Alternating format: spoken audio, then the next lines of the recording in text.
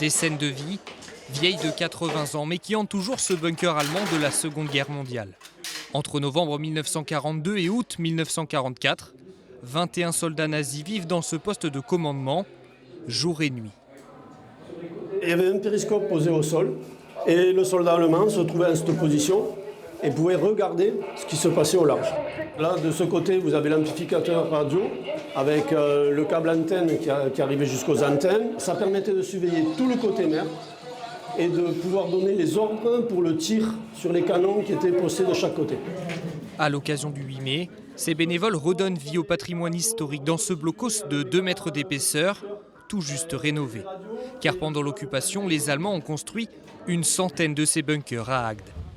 Sur ce site-là, il y en avait à peu près une cinquantaine au départ, parce que les Allemands, dans un premier temps, pensaient que le débarquement aurait lieu en Occitanie et sur les plages du Languedoc qui s'y prêtaient très volontiers.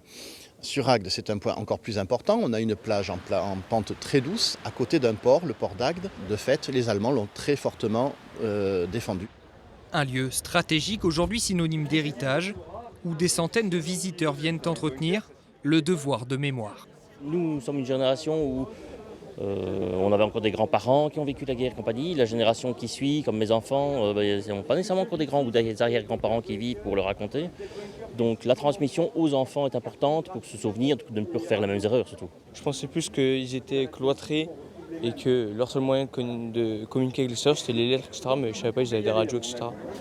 En 10 ans, le premier bunker rénové sur ce site a accueilli plus de 95 000 visiteurs. À l'avenir, l'association envisage de mettre en place un circuit de visite interactif pour garder en mémoire cette période tragique et douloureuse.